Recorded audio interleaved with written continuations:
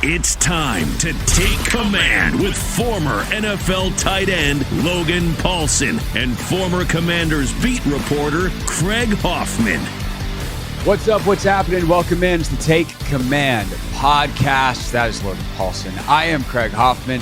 And Logan, we are less than 3 weeks from the NFL draft. What's up? Holland, let's go. Gosh, it's so exciting, right? Like I had a conversation with somebody last year and it was like, man, this is such a fun time of year. And they were like, no, it's not. There was a coach. And I was like, why? It's like, it's so much work for 7 players. You know, you have to evaluate 300 guys, not the coaches, but, you know, they watch 15 guys, they read the reports, they go through all this stuff, and you might not even draft a guy you've researched and watched. So it is an interesting time. And I'm kind of like, I've watched more guys than I've ever watched this year, so it kind of feels a little bit overwhelming at times where you're like, what's my evaluation on him? What's my grade? So I'm really excited for the opportunity for this to be done and kind of get the resolution and see who they finally pick. So. Yeah, no doubt. That actually reminds me of something else I wanted to talk about real quick in a second in terms of the process. But that does actually remind me on the broadcast side of a conversation I had, name drop incoming, in 3-2 with Mike Tirico when I was in college. Of course, the great Syracuse alum. I was in school at Syracuse at the time. And I remember talking to Mike about play-by-play. And he's like, I don't use 90% of my prep. Yeah. And I was like, this is why I want to become a talk show host, because that sounds terribly inefficient and like a lot of work. And now, of course, I'm at a stage in my career where I'd actually love to dabble in a little play-by-play. So if anybody out there listening wants to hire me for a play-by-play job, in addition to what I'm doing now, I'm not looking to leave. Let me know. All right. But I actually, the process thing I think is interesting. And I've kind of had this epiphany over the last couple of days, Logan, which is I thought that from January to when we started this to certainly by now, and definitely by the time that they're on the clock at number 2 in a couple of weeks, I would come to a conclusion on who I thought they should pick, where I thought by the end of it, like there would be a clear answer to me that they should go in this direction at number 2, that it would be Jayden Daniels or Drake Maye was certainly at the start of the process. It was one of those guys that they would separate themselves in some way. All of a sudden now I'm sitting here a week or 2.5 weeks from the draft. And I'm like, not that I don't care who they take, but I don't have a preference. And I think like in the last week, I've come to realize I'm not going to have one. Right. That I'm going to get to draft day and go, any of the 3 works for me. I can justify any of the 3. Any of the 3 makes sense. And I'm curious, in your years of doing the scouting reports, and for those that have not heard Logan tell the stories before, Logan used to do scouting reports kind of for fun, I guess. It was just for fun during his playing days. So you've been doing this a while, and then obviously on the media side.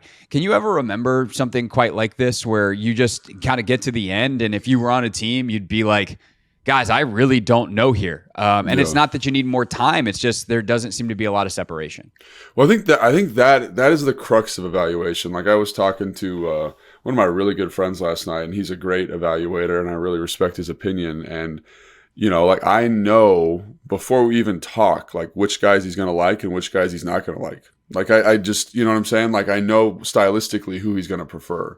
And that doesn't mean that if you like the guy that he doesn't like that you're wrong, right? It's just like he likes this type of person.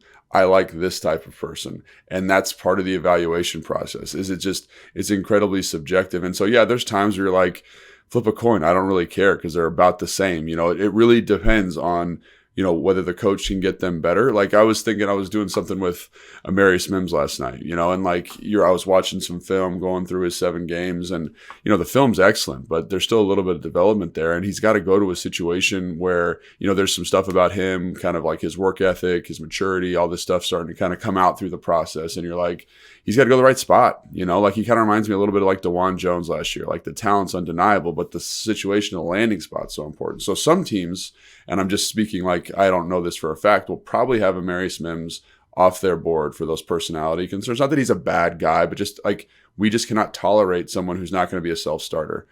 Other organizations, like if you're Tennessee with Bill Callahan. If you're Tennessee at 7, you just be like, this guy's so talented and we have Bill Callahan. Yeah, we have Bill Callahan, or if you're Philly, right? Like you've got these O-line coaches, and it's a culture in the O-line room that I think can tolerate it, right? So I just him as an example, like I love Amarius Mims. I think he was like my 5th or 6th player recently, like in terms of offensive line rankings because of the talent. But again, like I don't have to build a team. I have to kind of, you know what I'm saying? So I think like for us, when it's like here are the quarterbacks, they're all laid out, and we don't really care. You better believe stylistically, some of these people are going to be like, absolutely not because of XYZ, or absolutely yes because of XYZ. It just depends. And so I think if we had a team to build, we'd be much more opinionated on the direction we wanted to go. Like stylistically, like if we knew, like if we had talked to Cliff, hypothetically, and he said, this is what I want to be. This is what I want to do offensively. This is how I want to win. There's a guy in that 3 that fits that more acutely, right? And I think it's, right. And I think we've done a pretty good job, I think, of kind of showing the gray area. Like, you know, I think on the last show, I was like, you know, Drake Maye's got the highest ceiling, but also probably the lowest floor. Someone interpreted that. They reached out to me and said, like, why do you hate Jayden Daniels? I don't hate Jayden Daniels. I think he's a really good football player still. But I think there is a potential for Drake Maye to be a better football player. And I think you have to acknowledge that. But Jayden Daniels, I think, brings a lot as a runner. I think he processes well. I think he's got a live arm, like a quick release, an okay arm, but the playmaking is undeniable. And then JJ McCarthy has his own thing. So I just think it's important to acknowledge that if we had a structure of a team to build, we would probably lean into certain traits a little bit more and be able to be a little bit more definitive. But ultimately, like that's why I prefer the tier system, right? Because like they are the same in my mind. It just depends on where they go in terms of what's going to dictate their success the most. Right. And so that's the thing is as you said, we don't get to shape the direction of an actual team, which I think is why I'm stuck. Like I actually feel like the evaluation is complete and I can't make a decision, in part because I'm glad we're talking this out, because this just kind of clicked for me too, is like we still don't know what Cliff wants to do, right? Or what Dan wants to do offensively, right? Ultimately, it's his team.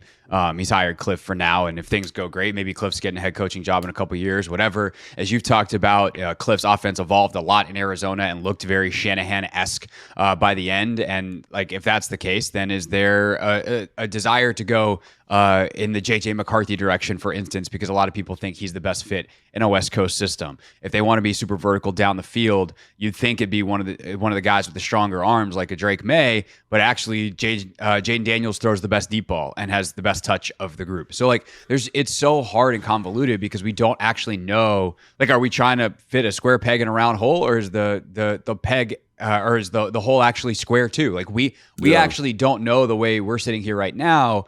And then the other big part of it is the interviews. And that's an area that we're going to dive in a little bit more today. But it's a leadership thing, and then it's also a processing thing. And we'll get to the processing part in a second. But I think it's also hard because these guys, thankfully, I think all 3 of the guys that are in consideration at 2, they all check out on the leadership stuff. Like Daniel's work ethic is legendary. JJ, obviously coming from that Michigan program, is a winner amongst winners. And then you got Drake Maye, who's apparently very mature, and he handles a lot at the line of scrimmage, and like there's a lot of mental pluses to his game as well. And thus some of the things that in other years might become separating factors, it really is down to like the football stylistic choices as far as we're concerned, because that is a big piece of data that we are missing. No, I totally agree. And I think, it's funny, like when I talk to my buddies who are in the league, I'll be like, oh man, I really like this guy. They're like, you shouldn't because of X, Y, Z. And it's nothing to do with the film. It's because the interview was bad or whatever. So I think like people underrate, because again, like we're watching, pixels on a screen, and we're watching them complete the football and do the things, and they all do that really well.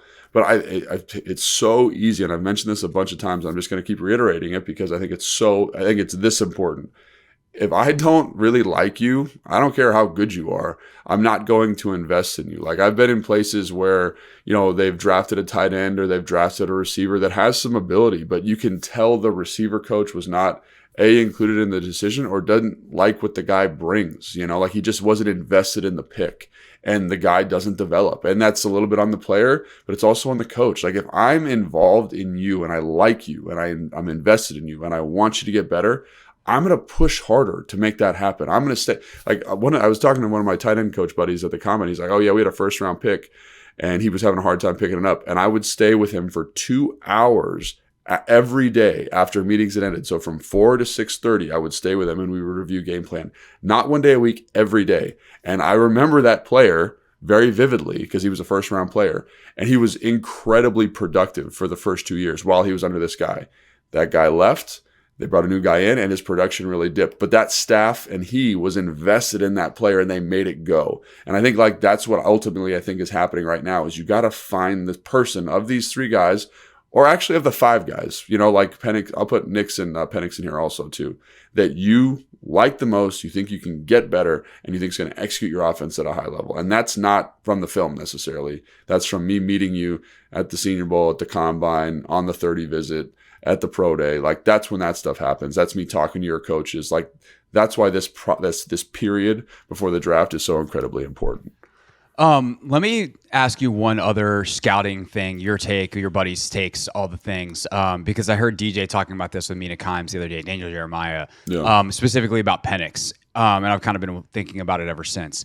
The Texas game for Penix is one of the great college football games that you will ever see a quarterback play. I mean, he was unbelievable, and he showed everything. Like all the stuff that you have questions about. If you want to see Michael Penix do it, you go watch the Texas game, and you're like, oh, he moves in the pocket. He can take off and run a little bit. He layers throws. He's got the deep ball. He's got balls over the middle of the field. He's got balls to the outside. It's literally everything. It's an unbelievable football game. And if that's who he is, then you should take him. Forget it too. Yeah. Like the Bears should take him at 1, right. If that's who he is. And DJ's thought, and he doesn't have him up at 1. He's got him, I think, at 5, or maybe 6 behind Nix, just kind of depending on the style of quarterback that you want. But his thing was, he's like, back when I was in the scouting world, our saying was, if you can do it once, then you can do it. Right. And it's just a matter of like, okay, how consistently can we get that out of the guy? But to say like, oh, Penix can't do this, can't do that. Well, he did against Texas, moving in the pocket being one of the really, really big ones for him. How do you evaluate like the outliers of games for a guy like that? Because if you look at who he is game over game, he's probably QB 5 or 6, depending on what your style is between he and Bo Nix. If you look at him as the potential he is based off of that game, then he's in this mix to go second overall. Yeah, and I think that's a really interesting conversation because they do, like, if you're a good scout, you watch a highlight reel and you watch a low light reel. And I do that now. I do that a lot with DBs just because it's easy. Like DBs, they don't touch the football enough, right? So I got to figure out what they can do and how they move. So I watch a highlight reel just to kind of see what they are.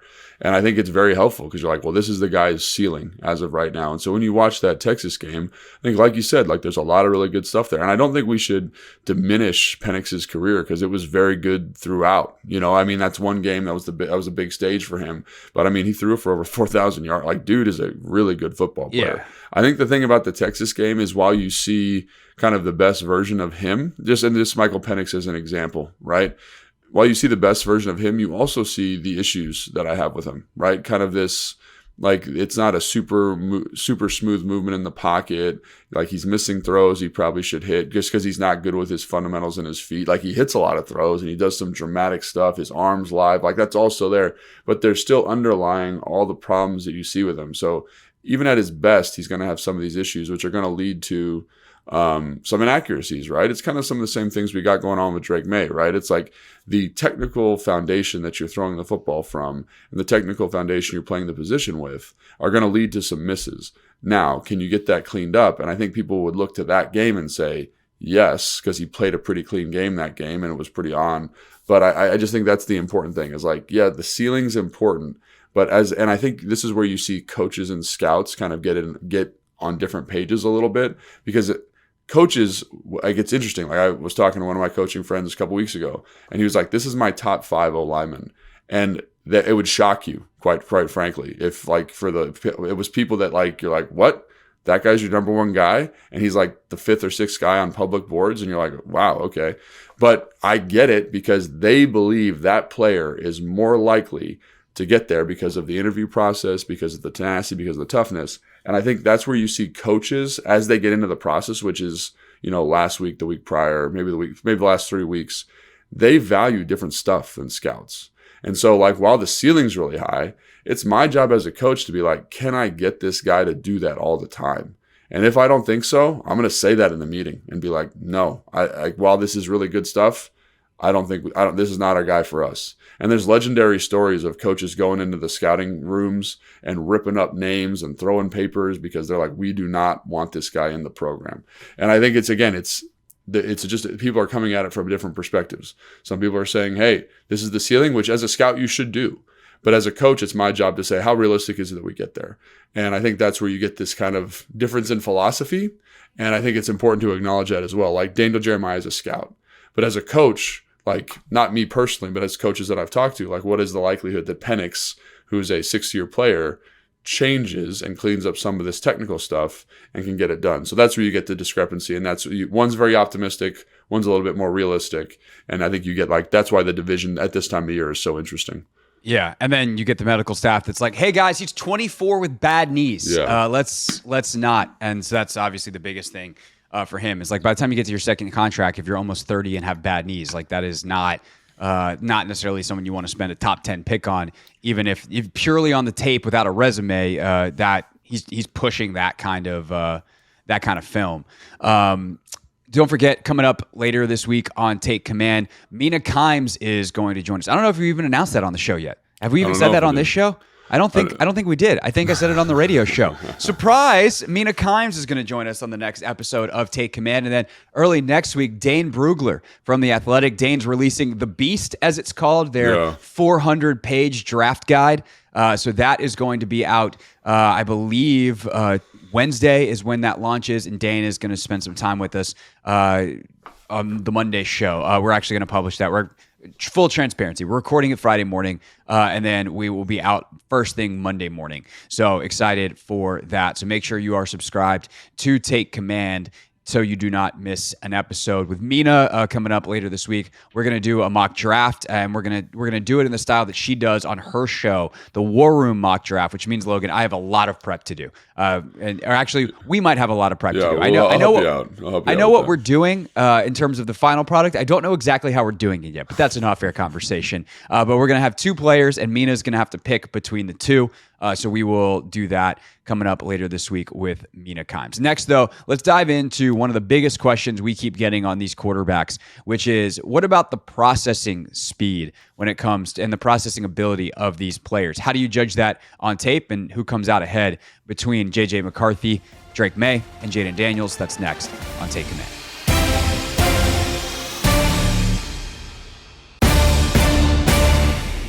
Continuing on Take Command. So, Logan, ultimately, if I were to ask you what characteristics, what traits, what things do you want in a quarterback? Processing ability, the ability to clearly see what you're supposed to do and then ultimately executing and doing that thing is going to be at the top, if not near the top of the list. We talk about this all the time, that it's a mental position as much as it is, or even more so than a physical position. We talk about it during the year that your strong arm only helps you so much. You got to know where to go with the football and when. So when you watch the tape of JJ McCarthy, Jayden Daniels, Drake Maye, how do you try to evaluate that part of their game, without necessarily knowing their offense, how they're coached, whatever? Like, what can you see that makes it clear on a big picture level? And then we can dive in to the 3 of them. Yeah, so I think the things I'm looking for, obviously when you have the All-22, like when I'm watching the Commanders, one of the things that makes it easier is you can kind of see the defensive structure and you kind of can approximate the concept because you can see what everyone's doing, right? So obviously we don't have that. We don't have that now because of how the college game is and how they allocate the college film.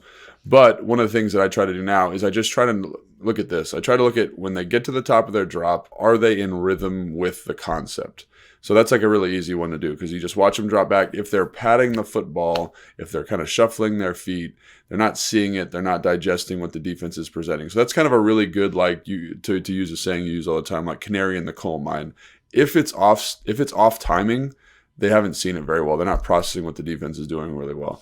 So I think that's one element, right? And then it's like taking that element and then extrapolating off of it. It's like, well, if they are padding, what's going on here? Like, why are they doing that? Oh, they're in drop 8 defensively because there's 3 defensive linemen and they're under the pass concepts. Or this guy got gloved up in a man-to-man situation and there's nowhere to go with the football. Or it's like this guy's just a baller and he understands like this is closed off and my feet are decisive to number 2 and the ball comes out, right? So I really think like honestly decisive feet in the context that we're watching film is one of the best indicators of kind of how you're seeing the field and the defense. And now as we talk about all 3 of these guys, we're going to be able to kind of give pluses and minuses where they need to be, but also some context on this is going to be super important. And I think that's like my number one thing that I look at, but then I have to understand like the context around what the offense is and what they're asking the guy to do. No doubt. So when I first watched Jayden Daniels, that was the thing that stuck out to me is I felt like he was on time, in rhythm, with a high level of consistency, that the ball would just like he'd hit the top of his drop, the ball would come out, or he would step up in the pocket and the ball would come out. He'd get to number 2, or even he was decisive as a runner. And I think the more people that we've talked to and the more that you watch, you realize like, okay, there are times where he's one and run, where it's like, if it's not there, I'm just going to take off. And when you're as good of a runner as he is, okay, if I'm his coach, especially at the college level, I'm fine with. I'm actually telling him that, hey, dude, if it's not there, don't mess around. If you got a lane, take off, run, because you're not going to throw the ball to someone who is a better person with the ball in their hands than you are. So just go. And so I don't mean that as like a shot. I don't mean that as a negative, but that's I would guess in part how he was coached up, is to not mess around back there. And so ultimately, I think his ability to play on rhythm really stood out to me. And it's why, before we got our hands on the All-22 and whatever, there actually was a bit of separation for me. Like he was the guy. And I think, the context we can add back in why it's evened out. But I think it's also important to say, because apparently everyone on the internet thinks I hate Jayden Daniels. Like the other guys have come up to Jayden. It's not that Jayden has dropped or I dislike Jayden. If they take Jayden at number 2, I will be thrilled. Like I think there's so much to like there. Tremendous leader, great playmaker, live, quick arm. Again, not the strongest in terms of velocity, but knows how to use what he's got. Great deep ball. Like will make explosive plays. Love it. But the ability to play on time and on rhythm showed to me something that immediately stood out as a huge positive. So when we talk about the processing speed, I'm guessing that is in the pros column for Jayden Daniels. Yeah, I mean, it was for me for a long time. And then I think, when was it? Last weekend, I went through and I watched all of his throws again. And I think the thing about Jayden that is, it's not his fault, and I don't know exactly how to quantify this, is the offense and the passing concepts are like incredibly simplistic. It's like, here, run a hitch. Here, we got 3-by-1 away. We're going to work a comeback. And it's like, there's not, and he's doing a good job of getting the ball out with timing and anticipation. But I heard someone, I forget who I heard say this, but basically, like, because he's got such good receivers, he can throw the ball with great anticipation, understanding that they're going to win. It was kind of like the same thing with Dak Prescott 2 years ago when he had, Amari Cooper and CeeDee Lamb and all these guys that were just going to win. And he could throw a comeback almost blind. He'd be looking to the left, shift his feet and throw the comeback. And he could throw it on time and on rhythm, and he knew the guy was going to win. There's a little bit of that to Jayden Daniels, where it's like you're working outside the numbers.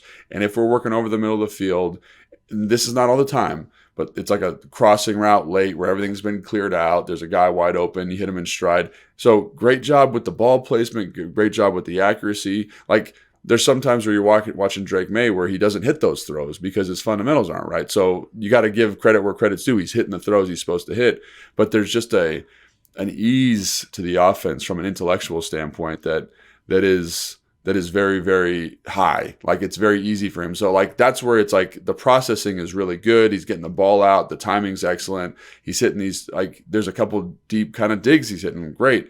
But there's so much space because of the guys he's throwing to, because of the route concepts, because of the protection, because of the trust he has in the receiver. So again, I don't really know how to quantify that. It's not a negative to him, but it definitely decreases the kind of how impressive the processing was from his standpoint. Now there's games like the Texas A&M game where they're bringing a ton of zero pressure. They're bringing like everybody up at the line of scrimmage, and he's checking to different stuff. He's checking different protections. He's processing that, and then they drop out, and he's got to make a decision about where to go with the ball. I like that stuff a little bit more, and he seemed to handle that pretty well. So it's there. It's just the level of difficulty isn't always dialed up to 10. It's kind of in this, 5.5, 6 range. Still give credit where credit's due, and I like him. And I think it's important to note this. His film is the best of everybody's, right? He's the Heisman winner for a reason. He's a really good football player.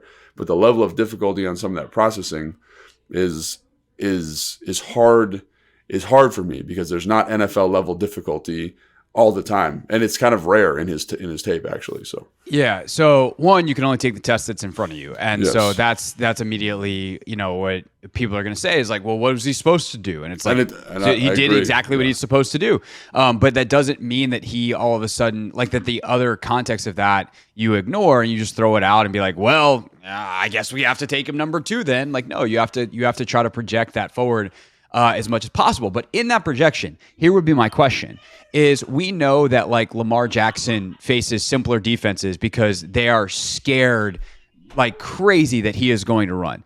And that causes a simplified back end. It causes simplified rushes because if you get out of your lane or if you leave something available, he is going to take it in a way that no other quarterback in the league can. So with Jayden, is he going to see 10 difficulty levels at the NFL in the same way a stationary pocket passer will? Or is that actually translatable on some level because teams will have to account for his legs in a way that they don't anybody basically except for Lamar? Yeah, so I do think you do get simpler coverage structures. And I think if you look at the one game where you're seeing like really hard stuff from a coverage standpoint, I think you could look at the Missouri game and you could look at the Alabama game, which are 2 of his best games in my opinion. And the difficulty level is extremely high now.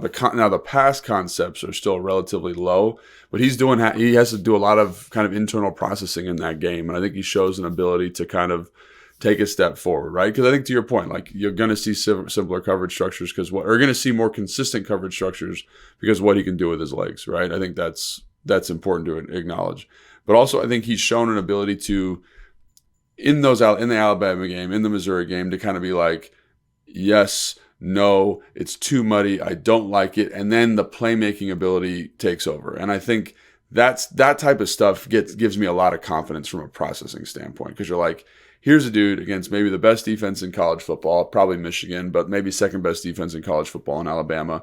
And he's making consistent decisions. The ball placement's correct. And again, the concepts are not dialed to 11 in terms of what they're asking him to do from the pocket, but he is making decisions and he's executing the offense at a high level. And before he gets hurt, like they're in the game, and I think it's purely a testament to him and what he does offensively. So yes, I think the simplification at the NFL level is totally going to be a thing. But also, I think even in the context of some of those more challenging games, even against Missouri, like they've got a lot of good coverage players. They've got great defensive linemen.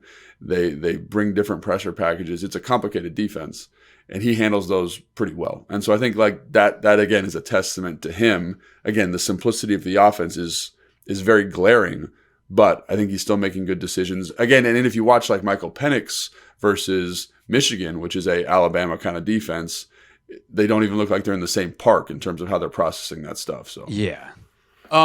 So because this is a podcast and this is the kind of thing you do on a podcast, let's strip that down even more, bigger picture away from Daniels. When you say a simplified offense, like what do you mean by that? Simplified offensive concepts versus complex offensive concepts. What makes them simple or complex? So I think a good juxtaposition is like JJ McCarthy. So like when you get deep crossers over the middle of the field, you have to account for underneath defenders in a different way, right? So everyone says, oh, like Jayden Daniels throws outside the numbers at a really high level. He does. He throws outside the numbers at a really high level.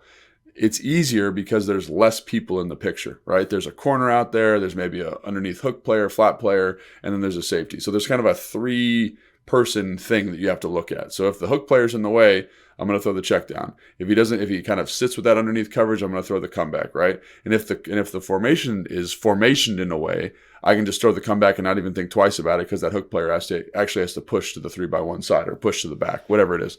So they've done a really good job of simplifying that. And so there's not all these kind of deep crossing routes over the middle of the field. He does throw digs, right? But even in the context of those digs, it's like it's like dig wheel. So basically you're trying to pull the flat player out and then get that corner to carry off of the dig so that I can layer that in off the inside ear or the outside ear of the hook player, right? And so that's a relatively easy concept to throw because there's not a lot of moving parts.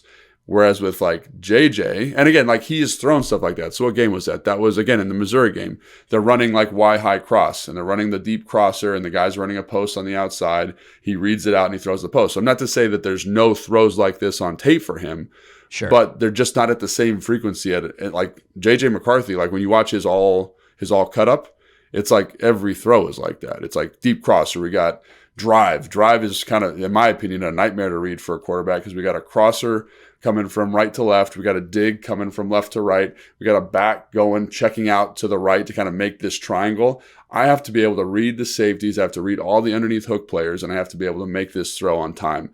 And so that's the level of difference, is like there's not like a lot of that NFL concept stuff. And again, that's not his fault. That's not his fault. That's the offense.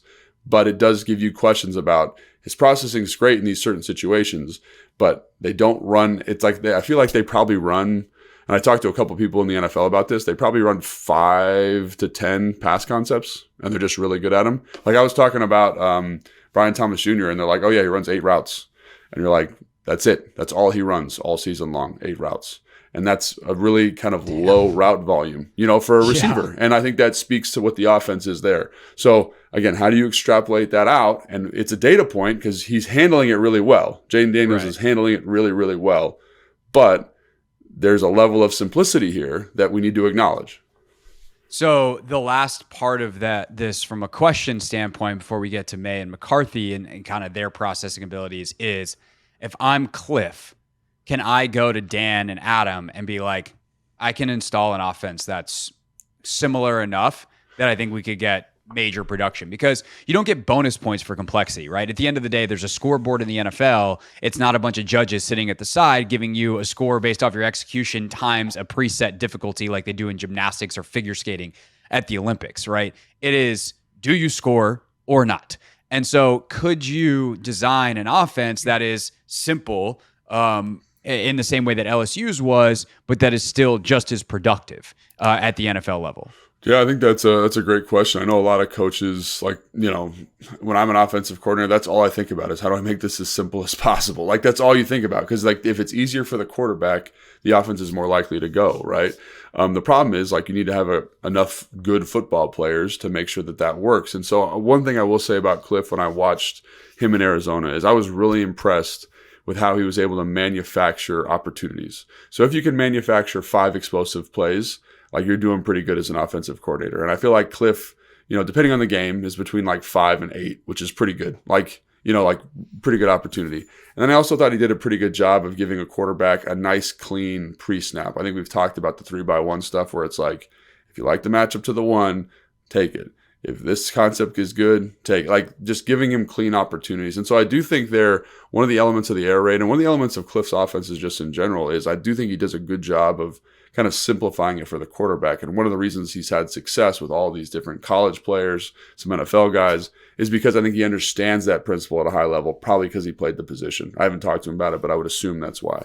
So I think, yes, I think that's entirely possible. It's just like, can you live in that all the time would be my question. And I do think it's important to note, like, Jayden Daniels is a worker. So, like, if you give him something, he's going to work. And he's going to try and get better at it. The question is, like, where is it? Because, like, he's going from something that's very not complicated to something that is going to be probably 50%, 75%, 100% more complicated in terms of what they're asking him to do. And I think that's where does this great processing you see at LSU with this great offensive line, these great skill position players, and a kind of a simplified offense translate to the NFL level where the throwing windows are going to be tighter. And I heard this criticism of Drake Maye. Like, Drake Maye doesn't throw with great timing. And someone immediately responded to me and was like, well, he's not throwing to people he can trust to be open when they're supposed to be open, like Jayden Daniels. And so I'm talking out of both sides of my mouth because he didn't do anything wrong. But I think the context around it does make it challenging for me to be like, yes, he's going to be a great pro. Like, I like his film a lot. He's one of my favorite players in the draft. Just be clear about that. But that is a reservation I have about what I watch on film.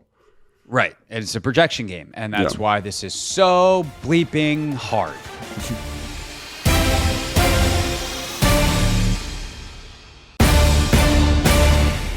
Wrapping up here on Take Command with Logan Paulson. I am Greg Hoffman.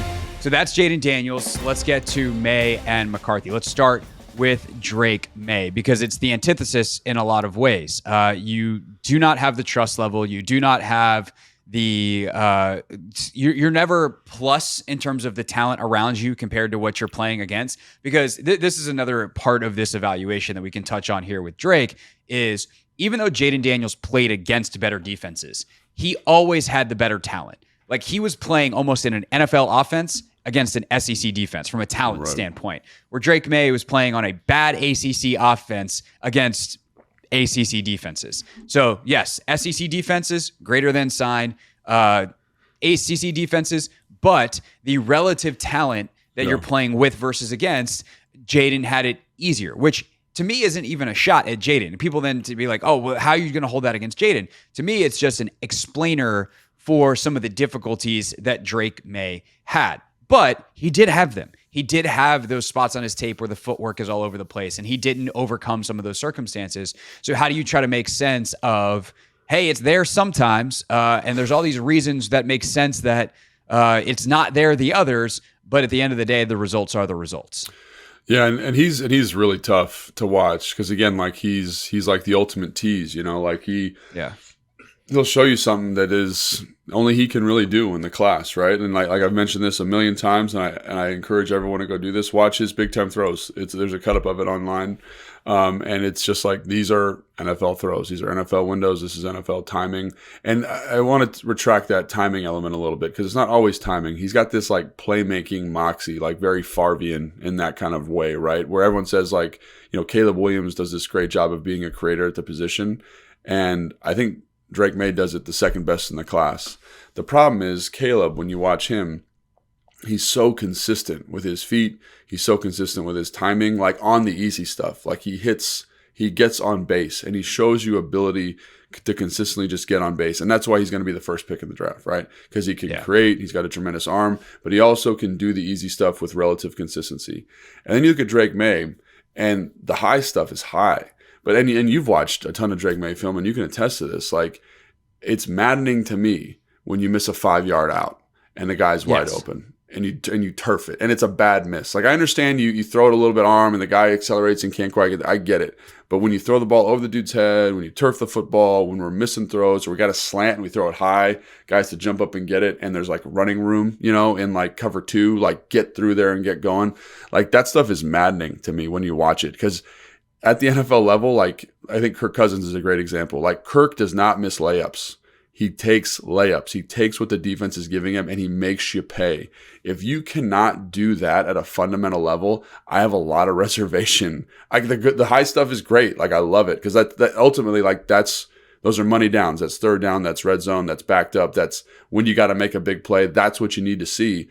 But to function at the offensive level, you got to hit the basics. And I think that's the thing about him that I find really disconcerting is you see, like, I think, for example, you watch the Minnesota game, which is maybe unfair because that's probably his worst game.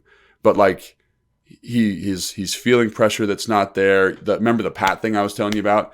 He's patting the heck out of the football. He's scrambling when he doesn't need to. He's running into pressure. He's still making plays, but that polish that you get with Jayden, right, where I got a good feel in the pocket, the ball's out on time, it's not there. Now, then you go to like Virginia, and he's throwing the ball over the yard. He looks great. But there's sections where he doesn't quite get it done the way it needs to get done. Or you watch Miami, and Miami's heating him up, and he doesn't have a protection answer. Now, is that his fault? I have no idea. But all of those things are big things to me in terms of just doing basics, getting on base consistently, that I have a really hard time with him in terms of the evaluation. This is why I've come off of him a lot, because I think I try to spend a lot of time thinking about, like, what are we actually doing here, right? Yeah. What is it that we actually want when we're doing the show during the season and we talk about good quarterback play? What does that look like? And it doesn't look like the stuff that the stuff that we like, he doesn't do well. But this is the problem when you watch him, is you go, he misses those throws that we're talking about, these layups. He turfs one, he throws the ball over a guy's head. He gets picked because he leads a guy too much on a slant. The ball gets tipped and is picked off. And you're like, I can't draft this guy. And then he comes back and he makes the sickest throw you've ever seen. And you're like, I can't not draft this guy. Yeah. And it's just a matter of what do you like. And I think the other part that's really hard with him, And this is, I think you hear more from like the Nate Tices of the world and the folks who have access to the all 22 on a consistent basis with him, is their offense is apparently terrible. Yeah, like whatever they were running at North Carolina just did not give him answers on a consistent basis. And so schematically, he's playing in a deficient way where LSU gave Jayden Daniels answers a lot. I will say this about Jayden Daniels too, though. Like, there's times where he doesn't have answers, but dude makes plays. You know what I'm saying? Yeah. So he like elevates the offense. And I think, and to be fair to Drake Maye, he does elevate the offense also. But I think that's a great point. You need to make sure the quarterback has an answer, and he doesn't always have that at North Carolina. So right. And so there's times where like Nate talks about how one of the things he looks for in a quarterback is like, are you doing side to side, like sideline to sideline read? Are you do you have no idea where to go with the football? And so you start left and then you come all the way back right and you're doing left and you're just like, is somebody open somewhere? And that's like a telltale sign, because no offense is designed that way. If the quarterback's eyes are doing that, that is a bad sign for processing. Except for in North Carolina's offense, they ask him to do that sometimes. Yeah. And so you're just like, oh, that's not very helpful. That's not very quarterback friendly. And so when we talk about the footwork and some of that stuff and it coming back to trust and confidence, you understand why Drake Maye doesn't have it. And that makes it really hard to evaluate, because then you have to go like, okay, well, if we were able to set him up in a more confident space, could we get the most out of his talent? And if so, we should probably draft him because he'll be awesome. Yeah. And if not, then we're going to have a disaster on our hands, and he's going to probably not just not be a top 10 guy, but he could bust, and we're back in quarterback hell or back in quarterback purgatory in 3-4 years, and we haven't done much winning in the meantime. I think where I come down, which is going to shock people because, again, people think I can't, like, I'm a Drake Maye guy, for instance, is like I kind of come off him because of that, where I would rather someone that I can trust to make layups. And if I had to rank them today, he's the guy I feel least comfortable drafting, while also knowing that is the biggest risk because he might wind up being the best of the bunch. Yeah, I think that's a tough thing. Is like, you go back to that scout thing we talked about in the first segment. It's like, you know, if you could do it once, you can do it. And like, he can freaking do it, man. And I think that's the thing about like when you watch, like, you know, that binary yes, no for the NFL, like Jayden Daniels, I have real questions about, can you make consistent NFL throws? Like, that's a question I have. And again, he's got a good arm. He's got a quick release. His fundamentals are great.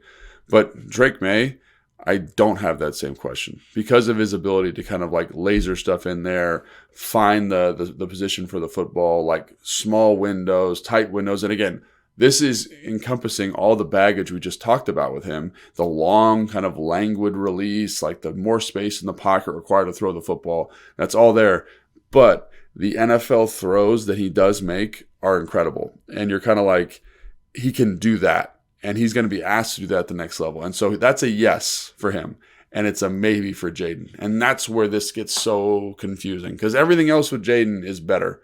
But they didn't ask him to do anything overly complicated in college, right? In terms of these types of throws we're discussing. So I think that's where I have a really hard time with this, because there's a lot of stuff that makes you go, nope, don't want that. Nope. But then you say, maybe the most important thing is like these NFL style windows, these NFL style throws, and Drake's got them and he does them well. And so you say, well, that's why to me, he's a perfect candidate to say, hey, you got to sit for a year. Because like, we're going to get these mechanics cleaned up. We're going to get you playing correctly. We're going to do the Aaron Rodgers treatment, and you're going to come out like gangbusters, you know, like the $1 Million Man, and be awesome. And I think you got to look at the teams. So like, and again, the question to fans I have is like, do you think Washington could do that? I know Peter said yes. I don't know if I agree with Mariota kind of in that role, but yeah, that's kind of my thought on Drake Maye. Yeah, and honestly, my response to that very quickly is I don't care about 2024's record. I care about where you are in 3 years, and if you have to play Marcus Mariota this year, like, am I psyched about it? Is that going to make our show fun? Is that going to make watching them as fun? Right. Like, obviously not. Selfishly, I hope the rookie plays because it's more to talk about. But if I'm the team, if I'm the GM specifically, I want what is best for my team in the next 3 to 5 years. And if that means the kid sits and Marcus Mariota is playing a lot of football this year, then so freaking be it. But that also brings us to the split the baby, if you will, and that is JJ McCarthy. because McCarthy has a lot of the NFL stuff on tape. That's almost all he has on tape because of the low throw volume and what Michigan asked him to do, because they were constantly more so often asking him to turn around and hand the ball to Blake Corum. And also they were up in a bunch of games and all of those things. But he does have a lot of physical traits. And I think that is the thing that is undersold with McCarthy is when you want the physical talent, like we kind of said, he's got B+ everything. He might have A- on some of this stuff. Like there are, I don't know about elite traits, but like really, really high level traits when it comes to his speed, when it comes to his arm strength. And so I think then it comes down to that processing element and what are we actually getting in JJ McCarthy as a prospect here? What is his ceiling? And also from that mental processing standpoint, could that be the thing that separates him and actually does give him the potential to be one of the top guys in the NFL and thus worthy of a number 2 pick without much second guessing? Yeah, and this was, when you watch his throws, I mean, this is just maybe very telling. So, like when you watch the cut up of throws and runs for Jayden Daniels, it's an hour and 45 minutes. When you watch the one for Drake Maye, it's an hour and I think 47 minutes, right? When you watch the front one for JJ McCarthy, it's 45 minutes. It's under half, right? It's incredibly short compared to what those guys did because of what they asked them to do at Michigan. And the thing about it is it's so hard for me to watch him because I love him so much. Like I love because it's probably because of the NFL offensive background, but there's NFL throws. The way he's manipulating coverage players, like with his eyes, like, they run like a CO concept. So out in the corner. I think I've mentioned this before, but I love it. I love seeing this from the quarterback. He looks to the flat. The guy matches the flat. He throws the corner. Like that ability to understand what the defense is doing, what I can do to manipulate them. Like that's good. That's excellent stuff, right?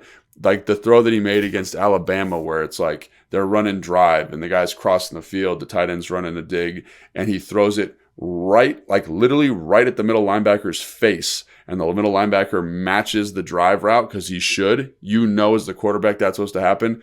Whizzes right by his ear. The guy doesn't even see it. Tight end catches it in a perfect window. Like that is NFL big time throw stuff. And so for me, like I love that. And it's probably because like it looks most like the NFL. Like when you watch him at the line of scrimmage, he's checking the different runs. Like Harbaugh's notorious. Like I was talking to Colt McCoy about this when we were playing. So this is like 2013 probably. And he was saying, we have something called perfect. Like that's the play call. It's perfect.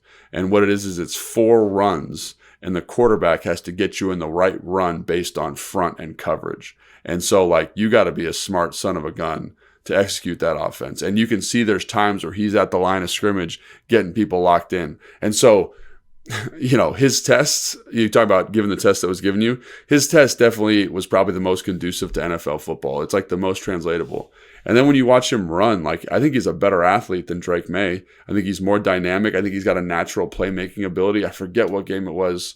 Sorry, I probably should have made a note of it. But like, he's skating the pocket. He's remaining a thrower. He pushes the football down the field and just does all this stuff. And you're like, and again, he has bad games. I forget, it was like Indiana where he throws all those picks. Like he has bad games, no doubt about it. But like he just seems to have that kind of NFL panache already. And again, this is a projection game, so Jayden Daniels is a better athlete, probably a quicker release. Drake Maye's probably got a bigger arm, maybe more natural playmaking ability. But in terms of running that offense at Michigan, like, it was pretty slick by him, and like, again, like the leverage throws they got to make, it's tough. It's tough. So. Yeah. And my pushback to play devil's advocate here would be like, are we just lacking imagination? Because, here it is. It's NFL caliber. Well, we should just take that guy. And it's like, that's not how this works all the time. Just because he did it in college. And it's the same thing as Jayden. It's the same thing as Drake to an extent where we're asking this. If they haven't done it yet, can they do it? Yeah. With JJ, he's done it. Now, can he do it at an even higher level, and to what level? Because, there is a volume control with him, right? Like I talk about this all the time with the NBA, right? Especially this year's Wizards. Like Denny Avdia, now I'm going to go complete Wizards here, but Denny Avdia is a very good basketball player. And right now he is the Wizards' probably best or second best player. And there's a reason why they're not winning any games. That's not to say Denny Avdia is bad. It's to say that if Denny Avdia is your best player, you are going to have trouble winning NBA basketball games. And so, yes, he can average 30 or he can score 30 points on a given night, but you are much better off with him taking the number of shots and having the ball in his hands at a level where he's scoring 18-ish points and there is someone better than him who is trying to score 25, 30 points a night. You're going to win more games that way. And so with JJ, you're going to now ask him, instead of having to make 6 throws a game, he might have to make 10 or 12. And what does that mean in terms of your chances to win? So when you up that volume, can you maintain the efficiency? And that is the big question for him. And then you juxtapose that question and that answer with, okay, Drake and Jayden haven't done the things that we've seen JJ do by NFL standards, but can they? And that's those answers. If you can answer those questions correctly, congratulations, you win the game. You know who they should take at number 2. And by the way, those are all dynamic questions and answers depending on your offense, your development staff, your environment, who they're playing with, yada, yada, yada. It's a great point. And again, like I went back and watched Justin Herbert from a couple years ago. I went back and watched Josh Allen just to see like what kind of prospects they were. Because, they were, and, like Herbert, like I think there's, you see the arm talent, but he's kind of robot. And so like even with him, who's a guy that I like a lot as an NFL player, like I didn't really see what he became at the NFL level. Like it was there, like, like now in hindsight, you're like, oh, like this is why you love it. And same thing with Josh Allen was a crazy man playing football. Like, holy cow, you're like, this is like untenable. And then he became one of the best quarterbacks. He had like a sub 60% completion percentage in college. It was nuts. It was wild. And he's just ripping this thing. His fundamentals are terrible. He's trucking linebackers. He's like, this is fun to watch, but this is insane. But I think the point there is like the Bills believed in Herbert. Right? They're not in Allen. Right? They let him kind of go through all of his growing pains for like 2.5 years. And when a lot of teams would have moved on, they saw something in him. He turned a corner and started playing good football. And I think like that's ultimately what you're talking about here is like, can this team, the Commanders, support one of these players enough, specifically Drake, Maye, Jayden Daniels, so that they can make these plays when they need to make them? And it might be a year and a half from now. It might be 2 years from now. But if you think one of these dudes can get there, like you got to take the shot on him. I think the thing that's so enticing about JJ is it's there. You're like, he's done it. I've seen him do it. He's got a good arm. He's got a playmaking ability. Like, take it. But to your point, like what happens when he's like got to be the guy? Now, Dan Quinn's a smart guy. He said this a bunch of times. Like, we're going to play good defense. We're going to run the football. That's going to insulate a young quarterback regardless. And so, I don't know, maybe you want those guys that the throws are so good. Like the good throws for him are so NFL-y. It's like you could like juxtapose them. Like they're so like that. The problem is that there's not, he's only doing it like less than half the time those other guys are. And so again, the question becomes, do you think Jayden Daniels can add a little bit complexity? Do you think Drake Maye can clean up his footwork and clean up his fundamentals? And do you think JJ can handle a larger share of the offense? And like you said, if you have the answer to that, you should be making more money than you're making right now because every NFL team would want to talk to you about it. Right. And then, of course, there's all the stuff that we don't know, the interviews, et cetera, et cetera. Which, as we talked about, the top matters a lot. All right. If you're sick of us talking about quarterbacks, good news. There's only 2.5 more weeks of it because the NFL draft is coming up on April 25th. I will be there for the first round in Detroit, which is really exciting. Have the Hoffman Show live from Detroit on the 25th. Of course, we have plenty more coverage here on Take Command between now and then, including our chat Wednesday with Mina Kimes, which you'll hear Thursday morning, our chat Friday with Dane Brugler, which you'll hear Monday morning, and we got a couple of other awesome things on the agenda between now and the 25th. A couple more mock drafts as well. So we are excited to do all of that. For Logan Paulson, who you can follow on Instagram at Logan_Paulson82, and check out on the Commanders YouTube page as well for all the stuff he's doing over there. I am Craig Hoffman, who you can listen to on the radio 4 to 7 daily on the Team 980, and we'll see you next time on Take Command. Thanks for watching this clip of Take Command, which has a brand new home. That's right. You can watch on YouTube at the Team 980. You can also listen to full episodes in the free Odyssey app, which is now enabled with Apple CarPlay. So we'll just, follow you around.